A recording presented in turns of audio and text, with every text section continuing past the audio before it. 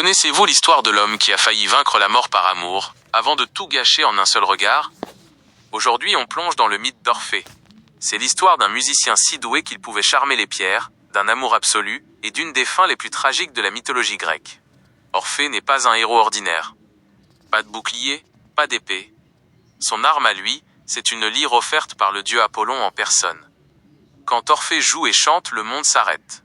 Les animaux sauvages viennent s'endormir à ses pieds, les arbres se penchent pour mieux l'entendre, et même les rivières s'arrêtent de couler pour ne pas faire de bruit. Bref, c'est la superstar de l'Antiquité. Et comme toute superstar, il trouve sa muse. Eurydice, une nymphe d'une beauté incroyable. C'est le coup de foudre immédiat, passionné, parfait.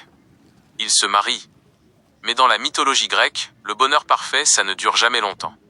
Un jour, alors qu'Eurydice se promène dans la nature, un berger un peu trop insistant commence à la poursuivre. Elle prend la fuite, court à travers les hautes herbes et marche sur un serpent venimeux. La sentence est immédiate. Le venin fait son effet, et Eurydice meurt sur le coup. Son âme descend directement aux enfers, le royaume d'Hadès. Quand Orphée trouve le corps de sa femme, son monde s'effondre. Il joue alors une mélodie si triste, si déchirante, que tous les dieux de l'Olympe se mettent à pleurer. Orphée refuse d'accepter l'inacceptable. Il prend une décision folle. Il va descendre aux enfers vivants pour récupérer sa femme. Descendre chez les morts, c'est une mission suicide. Mais Orphée a un super pouvoir, sa musique. Il arrive devant Charon, le passeur du fleuve Styx, qui refuse catégoriquement les vivants. Orphée joue de la lyre, et Charon, ému aux larmes, accepte de lui faire traverser le fleuve. Plus loin, il croise Cerbère, le chien géant à 3 têtes qui dévore les intrus. Orphée chante une berceuse, et le monstre s'endort comme un chiot. Il arrive enfin devant le trône d'Hadès, le dieu des enfers, et de sa femme Perséphone. Devant ce couple impitoyable, Orphée joue le morceau de sa vie. Il chante son amour, sa douleur, son vide. Et là, miracle absolu. Pour la première et unique fois de l'histoire, le cœur de pierre d'Hadès fléchit. Hadès accepte qu'Eurydice reparte avec lui, mais à une seule condition. Orphée doit marcher devant, Eurydice le suivra derrière. Et tant qu'ils n'auront pas regagné le monde des vivants, sous la lumière du soleil, Orphée a l'interdiction absolue de se retourner pour la regarder. S'il se retourne, elle restera aux enfers pour toujours. Le voyage de retour commence. C'est long, c'est sombre, le chemin est escarpé. Orphée marche, le silence est lourd. Il n'entend pas les pas d'Eurydice, car elle n'est encore qu'une ombre, un fantôme.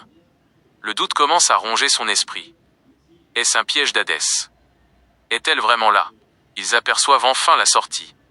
La lumière du soleil brille au bout du tunnel. Orphée, fou de joie, franchit la sortie et met le pied dans le monde des vivants. Submergé par l'émotion, oubliant que sa femme est encore un pas derrière lui, dans la pénombre. Il se retourne. Leurs regards se croisent une fraction de seconde. Eurydice lui murmure un dernier adieu, et elle est instantanément aspirée vers l'arrière, s'évanouissant à jamais dans les ténèbres des enfers. Cette fois, c'est définitif. Orphée tente de redescendre, mais les portes des enfers lui restent désespérément fermées. Il passera le reste de sa vie à errer, inconsolable, refusant l'amour de toute autre femme, jusqu'à connaître une fin violente. À sa mort, sa lyre est transformée en constellation par les dieux, et son ombre rejoint enfin celle d'Eurydice pour l'éternité.